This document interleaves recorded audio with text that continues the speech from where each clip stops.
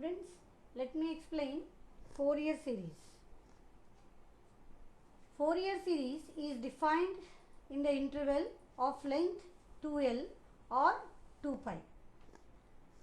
Fourier series for the function f of x in the interval c less than x less than c plus 2 pi. So, any interval of length 2 pi or any interval of length 2l. So, the infinite Fourier series representation is f of x equal to a naught by 2 plus sigma n equal to 1 to infinity a n cos n x plus sigma n equal to 1 to infinity b n sin n x. So, it is an infinite series representation of Fourier series. Periodic representation of Fourier series. Cos and sin are periodic functions with period 2 pi. So, f of x simple algebraic function is expressed in terms of an infinite series and where we have trigonometric terms. Trigonometric terms are periodic functions. So, these are periodic functions of period 2 pi. Fourier series is utilized in electrocardiograph where we test the heartbeat in a certain interval and we get a graph of for the whole lifetime. For the whole lifetime or for a complete day, how the graph of heartbeat is there. So, Fourier series has many advantages. So, a simple example I have told you, it is an electrocardiograph. We are using Fourier series where we use where we take heartbeat in certain interval, periodic in certain interval, and it is expressed in terms of a graph, continuous graph. Heartbeat is a continuous graph and it will be shown for the complete day or for the complete lifetime. Now, here Fourier series is as I told you, it is a naught by 2 plus sigma n equal to 1 to infinity a n cos n x plus sigma n equal to 1 to infinity b n sin n x, where these a naught, a n and b n are called as Fourier coefficients. A naught, a n and b n are called as Fourier coefficients, and these three are also called as Euler's formulae. A naught, a n, b n, how they are derived? By using Euler's formulae. 1 upon pi integral c to c plus 2 pi f of x dx is the value of a naught. 1 upon pi means it is the half the length of the interval. Length of the interval is 2 pi here. A n is equal to 1 upon half the length of the interval pi c to c plus 2 pi f of x cos n x dx.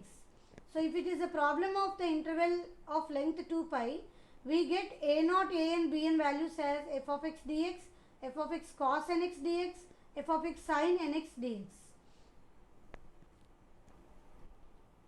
Now, not every function can be expressed in terms of Fourier series. There are some conditions that it has to satisfy to express it in terms of Fourier series. Any function f of x can be expressed as Fourier series provided it satisfies the following conditions called as Dirichlet conditions. So, function whichever satisfies Dirichlet conditions can be expressed as Fourier series. The first condition is f of x should be periodic, single valued and finite. Periodic means f of x plus t is equal to f of x for all x. T is called the period of f of x. F of x plus t is equal to f of x for all x. T is called the period of f of x. It should be single valued. For a single value of x, we should get single value of f of x, and it should be finite. F of x should have finite number of discontinuous points in any one period. So, if you take any one period, it should have finite number of discontinuous points. If it is continuous, then it is well and good. If it is not continuous, then it should have finite number of discontinuous points. So, if it has infinite number of discontinuous points, then it cannot be expressed as Fourier series. It is continuous, it is very well and good. We can express it in the form of Fourier series. F of x has finite number of maxima and minima in one period. So, it should have finite number of maxima and minima. Okay. So, these three conditions must be satisfied to express f of x in terms of Fourier series. So, it should be periodic. If it is continuous, well and good. If it is not continuous, it should have finite number of discontinuous points. and it should have finite number of maxima and minima. The another thing is, if it has if it is a discontinuous function, or if it has a finite number of discontinuous points in any one period, then the Fourier series of f of x converges to the average of left hand limit and right hand limit at the discontinuous point. So the if it is continuous, then the Fourier series converges to f of x. The infinite Fourier series converges to f of x. If it is not continuous, if it is discontinuous somewhere, so wherever it is discontinuous, so at that particular point it is convergent, the infinite Fourier series is convergent to the average of left hand limit and right hand limit at that particular point. Now here some things we have to remember in doing the problems of Fourier series. Sin n pi is equal to 0, where n is an integer in all cases. Sin n pi is equal to 0, cos n pi is equal to minus 1 whole power n. Sin n pi is 0, cos n pi equal to minus 1 whole power n. So if we want to calculate cos 2n pi, then it is minus 1 whole power 2n, which is an even number. So minus 1 power even number is 1. And cos 2n plus 1 into pi is minus 1 whole power 2n plus 1. So it is an odd number, or minus 1 to the power of an odd number is always minus 1. So here we are discussing only on integers case. So sin pi is equal to 0, sin 2 pi is equal to 0, sin 3 pi is equal to 0, sin 4 pi is equal to 0, and so on. Similarly, cos pi matlab odd number, cos pi is equal to cos 3 pi is equal to cos 5 pi is equal to cos 7 pi is equal to minus 1. For all odd numbers, cos value is minus 1. For all even numbers, its value is 1. 2 pi, cos 4 pi, cos 6 pi, cos 8 pi, all are equal to 1. And one more thing we have to remember here is Leibniz rule. So while doing the problems of Fourier series, we do it by integration by parts. But rather than integration by parts, if we use Leibniz rule, it will be easily obtained. What does Leibniz rule says? Leibniz rule says for the product of two functions, integration for the product of two functions.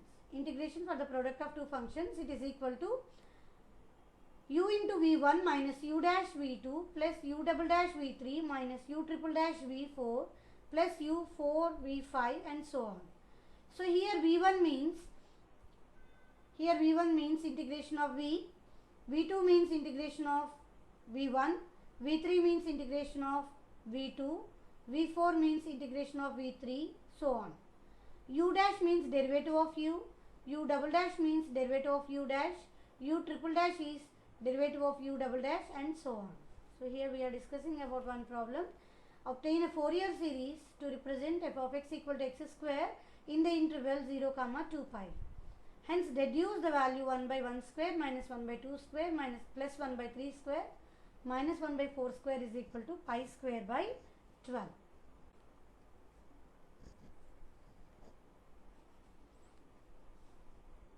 This question was given in 2007 to 8 AK to you. So f of x equal to x square in the interval 0, 2 pi. Let us find Euler's or Fourier coefficients. So first of all, we have to see the interval on which Fourier function is defined. F of x is defined on 0, 2 pi. It doesn't matter whether it is open interval or closed interval, because integration won't affect for open or closed, because integration means it's a continuous distribution. So therefore, open or closed doesn't matter. So given interval is 0, 2 pi, we have to first of all decide on which interval we are defining. Based on that, we will write the formulas. A naught is equal to half the length of the interval 1 upon pi 0 to 2 pi. C आपका 0 है यहाँ पे. So C is equal to 0 to 2 pi f of x dx. So 1 upon pi 0 to 2 pi f of x dx. Given f of x equal to x square in the problem. So we substitute x square here. Integration of x square is x cube by 3. X cube by 3. Now we will substitute upper limit minus lower limit. 2 pi whole power 3 by 3 minus lower limit 0. 2 pi whole cube by 3 minus lower limit 0 upon pi. So it is 8 pi cube by 3 pi. So which is equal to 8 pi square by 3. So A naught value is 8 pi square by 3.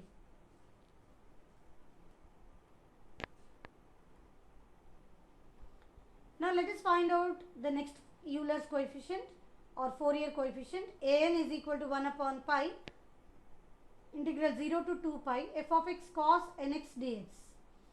The given f of x is equal to x square into cos nx dx. Now we are going to apply Leibniz rule. You can also do it by integration pi parts, but while you when you use Leibniz rule, the problem can be solved in a single step. Let us use Leibniz rule. Here u is equal to x square, and v is equal to cos nx. U is chosen in such a way that Eilert rule. Based on Eilert, u is chosen. So u is equal to x square and v is equal to cos nx. For u we are going to differentiate, and for v we are going to integrate. So let us write Leibniz rule. U v1 minus u dash v2 plus u double dash v3 minus u triple dash v4 and so on. So we will have plus minus and so on. v1 is an integration of v, v2 is an integration of v1, so on.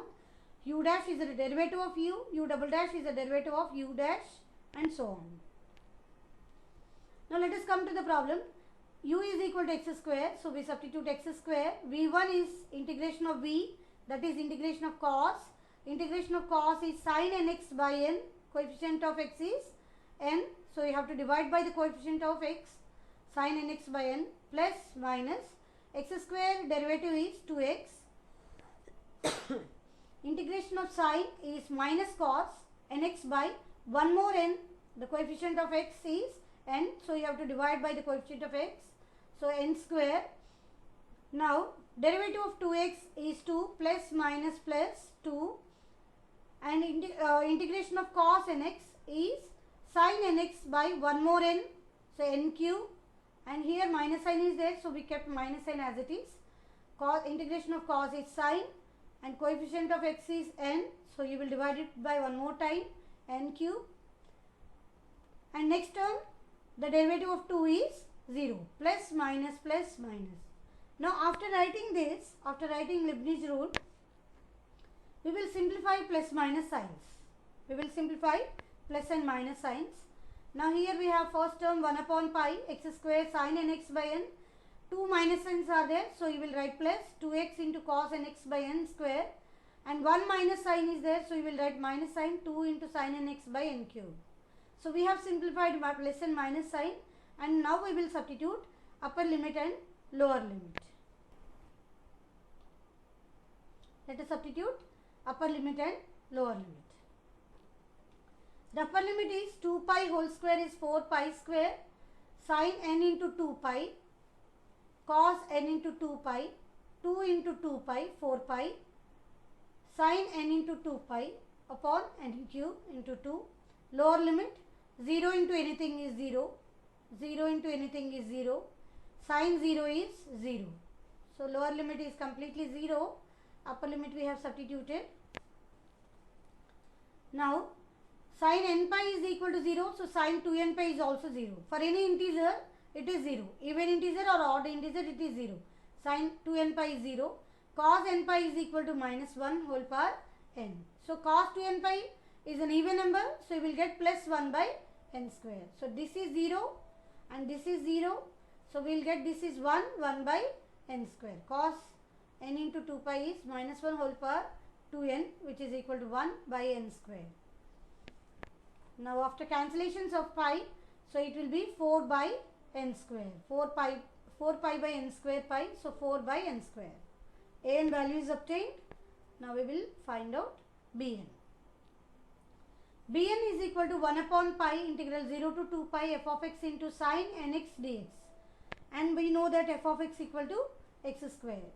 Again we are going to use Leibniz rule.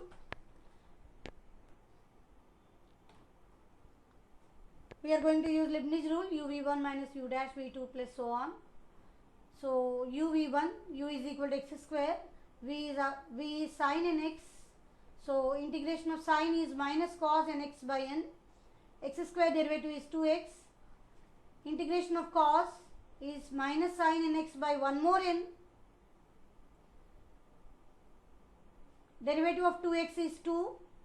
Integration of sin nx is minus cos. So minus into minus plus upon n cube, because the coefficient of x is n. So you have to divide by the coefficient of x. So n cube, and derivative of 2 is 0. Plus minus plus minus. Now we have written Leibniz rule. After writing Leibniz rule, we will simplify plus and minus signs. So here 1 minus n we have minus x square cos nx by n. 2 minus signs we have plus 2x sin nx by n square. There is no minus sign, so you will write plus 2 into cos nx by n cube.